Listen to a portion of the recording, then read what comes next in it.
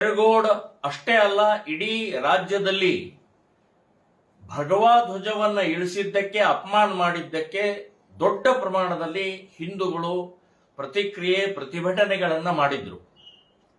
So ಇದೇ ತಿಂಗಳು 28ನೇ ತಾರೀಕು ಕರಾಳ ದಿನ ಅನ್ನುವಂಥದ್ದು ಆಚರಣೆಯ ಮೂಲಕ ಕೆರಗೋಡಿನ ಸಮಸ್ತ ನಾಗರಿಕರು, ಎಲ್ಲ ಹಿಂದೂಗಳು, ಎಲ್ಲ ಸಂಘಟನೆಯವರು ಸಾಯಂಕಾಲ 6:00 ಪಂಜಿನ ಮೆರವಣಿಗೆಯ ಮೂಲಕ ನಮ್ಮ ಏಕತೆಯನ್ನ, ಒಗ್ಗಟ್ಟನ್ನ, ಕೇಸರಿ ಧ್ವಜಗೆ ಗೌರವವನ್ನು ಸೂಚಿಸುವಂತಹದ್ದು ನಿರ್ಧಾರ ಆಗಿದೆ.